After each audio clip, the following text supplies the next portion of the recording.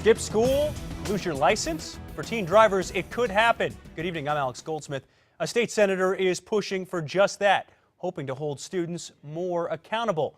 As News 13's Cole Miller found out, not everyone thinks it'll work.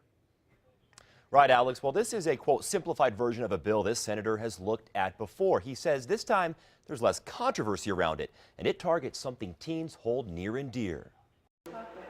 Playing hooky in the classroom could soon cost New Mexico's teen drivers. 10 or more unexcused absences makes you habitually truant. Rio Rancho Senator Craig Brandt is behind this, a bill looking to crack down on those skipping school. Teachers can't teach if the student's not in the classrooms. Under this bill, if a student becomes habitually truant, a letter goes home to the parents. Gives them 2 weeks to contact the district and either appeal the unexcused absences. If 30 days go by, a letter then heads to the MVD. And if a student has their driver's license or is close to getting it, it could be revoked or not given to them at all. I've heard from a lot of parents saying, you know, by the time they reach 16, 15 and a half, sometimes my hands are tied and there's not a whole lot I can do. Brandt's tried this before. The last 2 years he introduced a longer version of the same bill but couldn't get it out of committee.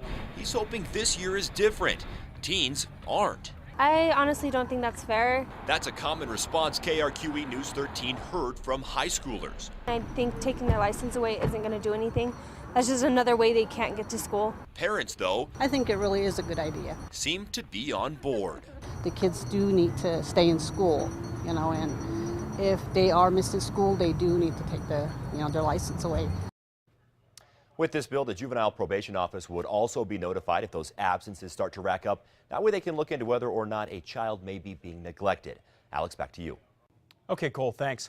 Brandt says boys are absent more often than girls. He hopes this bill would put a dent in the dropout rate and increase graduation rates.